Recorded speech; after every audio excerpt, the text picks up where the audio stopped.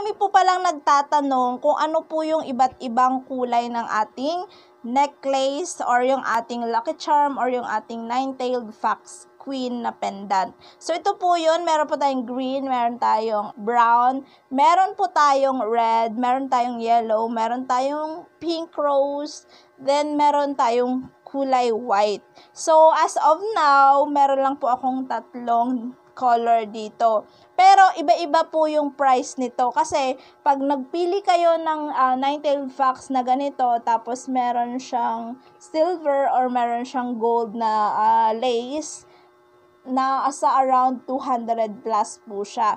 Pero kung gusto mo naman itong design lang na parang rope lang siya, 100 plus lang yan. So, 100 to 200. Pero pag ito, nasa 200 plus siya. Pero, depende din. Pag minsan nakasale siya, bumababa siya. Pero, pag hindi, 200 plus talaga siya. Ayan, so ito po yung ating mga nine-tail fox queen. So, pag na-receive nyo yung fox queen nyo, bago nyo yan isuot sa mga liig nyo, dapat mag-wish muna kayo. Para, syempre, alam ni fox queen kung ano yung mga wishes nyo. Ayan, mga wishes nyo. And, syempre, kung anong gusto nyong mangyari, di ba? Ayan, thank you for watching and Happy Chinese New Year's Day! And Happy Valentine's Day and God bless you all. So, more blessings, more swerte, and more pampaswerte.